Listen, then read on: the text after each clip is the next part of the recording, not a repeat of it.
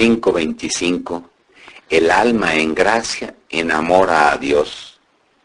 Llegando la hora de mi habitual estado, pensaba entre mí que si el Señor no venía, debía intentar esforzarme al menos para ver si lo lograba.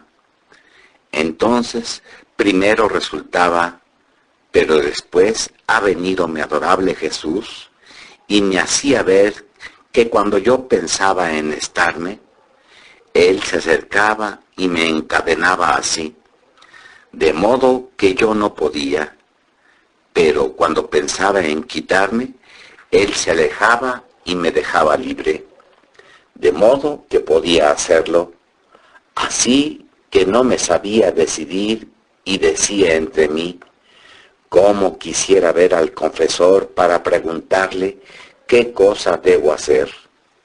Entonces, poco después, he visto al confesor junto con nuestro Señor y rápido he dicho, dime, ¿debo estar sí o no?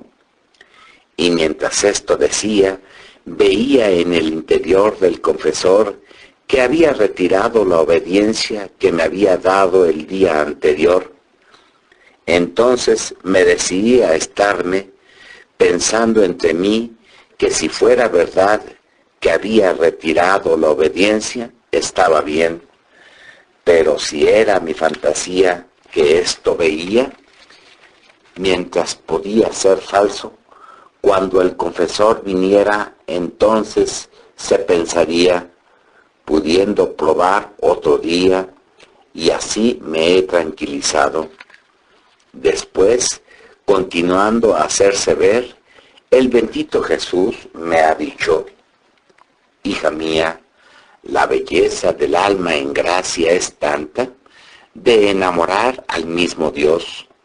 Los ángeles y los santos quedan asombrados al ver este prodigioso portento de un alma aún terrenal poseída por la gracia.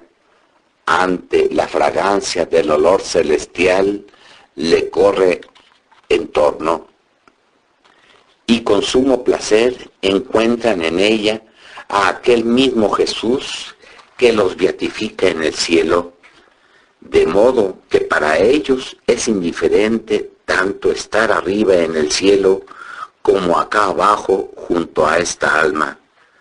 Pero ¿quién mantiene y conserva este portento, dándole continuamente nuevas tintas de belleza al alma que vive en mi voluntad? ¿Quién quita cualquier herrumbre e imperfección y le suministra el conocimiento del objeto que posee? Mi voluntad. ¿Quién consolida, establece y la hace quedar confirmada en la gracia? Mi voluntad. El vivir en mi querer es todo el punto de la santidad y da continuo crecimiento de gracia. Pero quien un día hace mi voluntad y otro la suya, jamás quedará confirmado en la gracia. No hace otra cosa que crecer y decrecer. Y esto, cuánto mal acarrea al alma, de cuánta alegría priva a Dios y a sí misma. Es imagen de quien hoy es rica y mañana pobre, no quedará confirmada ni en la riqueza ni en la pobreza. Por lo tanto, no se puede saber dónde irá a terminar. Dicho esto, ha desaparecido, y poco después ha venido el confesor, y habiendo dicho lo que he escrito, me ha asegurado que verdaderamente había retirado la obediencia que me había dado. Para obedecer al confesor, regreso a decir los otros significados que comprendí el día 24 del corriente.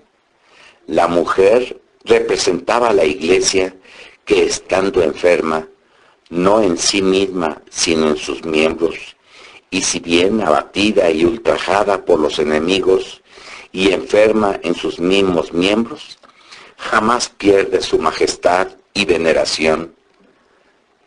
De la cama donde se encontraba, comprendía que la Iglesia, mientras parece oprimida, enferma e impedida, también reposa con un reposo perpetuo y eterno, y con paz y seguridad en el seno paterno de Dios, como un niño en el seno de su propia madre.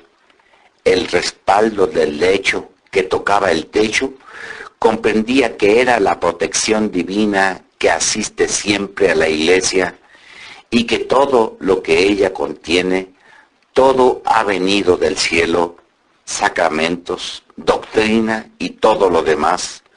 Todo es celestial, santo y puro, de modo que entre el cielo y la Iglesia hay continua comunicación, jamás interrumpida. En los pocos religiosos que prestaban cuidados, asistencia a la mujer, comprendía que pocos son aquellos que a capa y espada defienden a la Iglesia, teniendo como propios los males que recibe. La recámara donde estaba, compuesta de piedras, representaba la solidez y firmeza, y también la dureza de la Iglesia para no ceder a ningún derecho que le pertenece. La mujer moribunda, que con intrepidez y coraje se hace golpear por los enemigos, representaba a la Iglesia, que mientras parece que muere, entonces resurge más intrépida. ¿Pero cómo? Con los sufrimientos y el derramamiento de sangre, verdadero espíritu de la Iglesia, siempre pronta a las mortificaciones como lo estuvo Jesucristo.